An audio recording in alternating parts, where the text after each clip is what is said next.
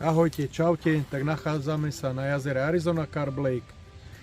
Arizona Carb Lake vzniklo v roku 2018, už to máme vlastne 5 rokov.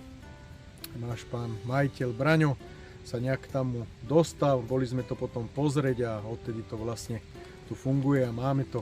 A takou hlavnou úlohou bolo to jazero alebo tie 3 jazera zachrániť.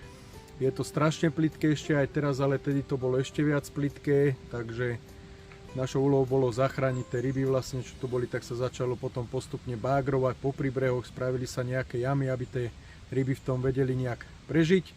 No a postupne sme to jazero pomaličky zarybňovali, či už dravcami, šťuky, alebo to boli kapre samozrejme aj menšie a potom sa zháňali aj väčšie kúsky, ktoré sa kupovali z Čiech.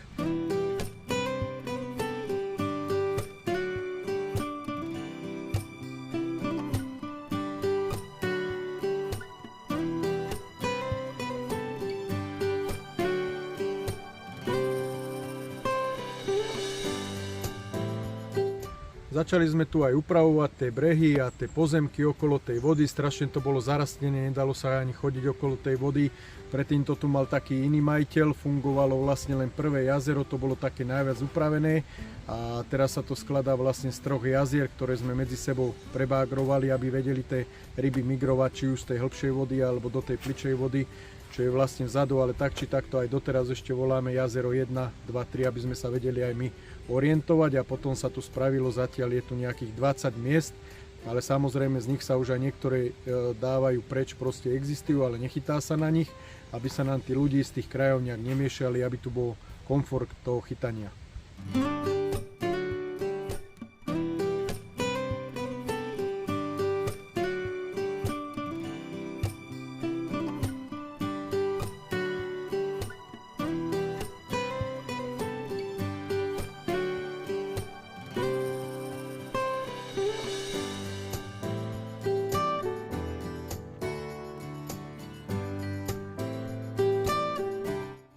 Ako náhle sa jazero kúpilo, tak sme začali upravovať tie brehy, ako som spomínal, no ale museli sme vlastne zabezpečiť aj nejakú tú násadu, pomalinky sa informovať, kde by sa dali ryby kúpiť. Najlepšie sa nám to podarilo vlastne v Čechách, tam mali rôzne kategórie ryb a dali sme sem aj ryby, aj niektoré presahovali aj 20 kg, aby si tu vedeli zachytať aj tí profesionálni rybári a baví ma sem chodiť aj mňa stále chytať. Len je to taká ťažšia voda, je to všetko plitké a treba sa tu naučiť aj vedieť chytať. A teraz si vlastne prejdeme, ako sme pokračovali.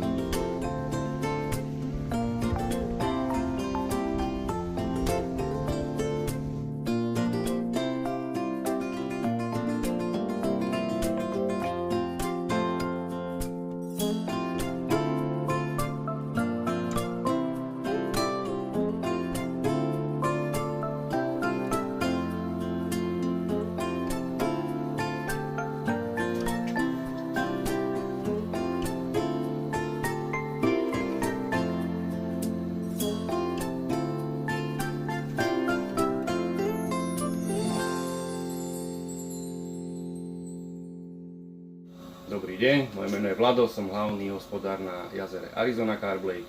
Práve sa nachádzame na správcovskej chate, ktorú nájdete hneď po ľavej strane pri príchode na jazero. Tu sa zaregistrujete, vybavíte si povolenie, všetky veci, čo treba k lovu. Po prípade si viete u nás zakúpiť aj drobnosti, ktoré by vám chýbali k lovu. Vieme vám tu poradiť, čo momentálne ide. Ak by ste náhodou správcu nezastihli na chate, že je na obchôdzke, na vchodových dverách máme telefonický kontakt, na ktorý keď zavoláte, správca je tu do 5 minút a všetko iba k vašej spokojnosti.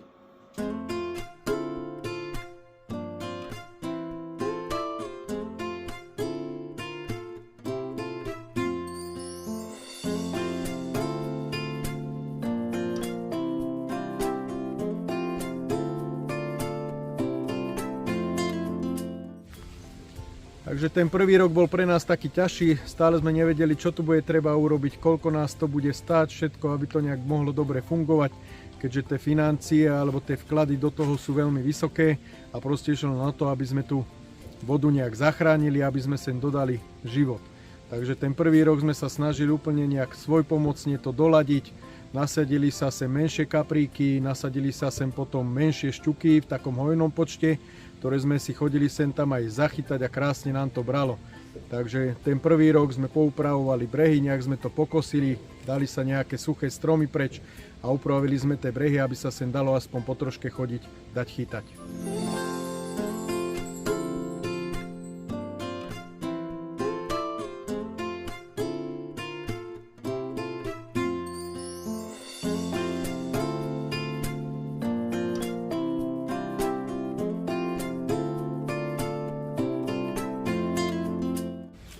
Druhý rok vlastne prešla zima, tam sme pozháňali nejaké informácie, kde by sme vedeli ešte nejakú dobrú násadu zohnať a to sa nám podarilo v Maďarsku. Sú tam nádherné tie listce, také to sme potrebovali do tejto vody, aby sme mali tú rôznorodosť tej krvi, aby sa tie ryby potom vedeli tu krásne vytierať medzi sebou.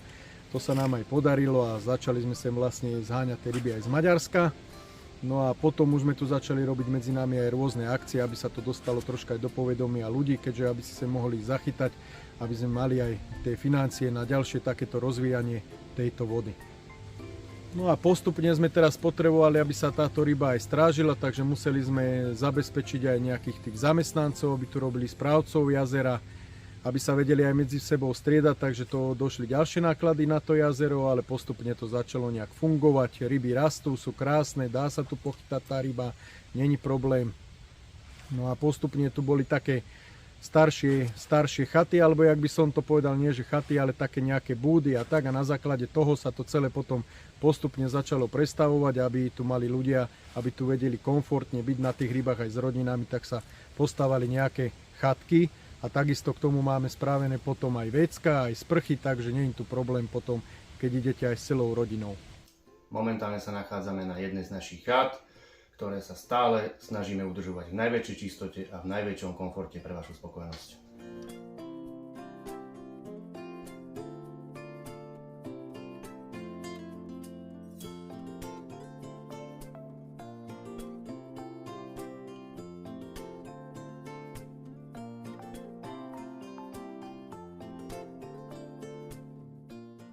A keď sme videli, že nám to krásne napreduje, už v tom 3. roku ľudia nám sem začali chodiť, chodia niektorí z Kahny aj doteraz, strašne sa im tu páči. Chceme dodržať vlastne, aby tu bola tá príroda taká, ako bola. Takže aj tie chatky sme postavali len z jednej strany, aby to bolo celé také prírodné. Takže ako som spomínal, tie ryby tu krásne priberajú, rastú.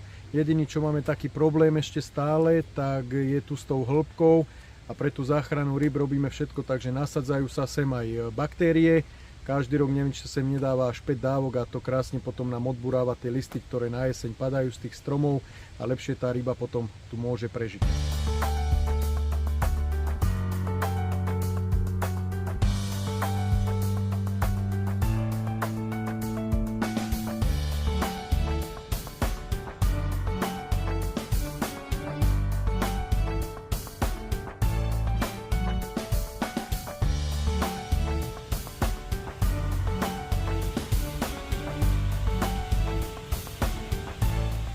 Samozrejme, to jazero ešte nie je stále v takom stave, ako by sme chceli. Majiteľ rieši aj bágrovanie, proste aby tu bola väčšia tá hĺbka, aby sa aj tie ryby cítili lepšie v tej vode. A hlavne ide o to, že keď to bude troška hĺbšie, budú viac tie ryby reagovať na to krmenie vaše, keď sem budete chodiť. Ale teraz je to zaujímavé aj pre tých rybárov, že sa horšie tá ryba chytá, že nie je to jak taký normálny súkromák, že prídem, nahodím a chytím. Takže je to stále zaujímavé aj pre mňa, aj pre mojich kamošov, ktorí sem stále chodia a nie je tu ľahké chytiť aj tú veľkú rybu. Takže preto nás to stále baví, ale do budúcna je tu riešenie, že stále sa vybavuje, aby sa tu dalo ťažiť. Je to vlastne bývalé rašelinisko, dole pod tým je štrk, tak dúfajme, že sa nám to do budúcna podarí a táto voda bude ešte lepšia, aká je. Chystáme ešte pre vás YouTube kanál a takisto na tej stránke www.arizonacarblake budete si vedieť pozrieť miesta od 1 až do 20 a každé jedno miesto bude pre vás spravené fotkami a videom, kde si budete vedieť pozrieť, ako to miesto vyzerá, kde sa na ňom ryby zdržujú a podľa toho sa už budete vedieť zariadiť, alebo sa poprípade opýtate už správca a ten vám to celé doladí.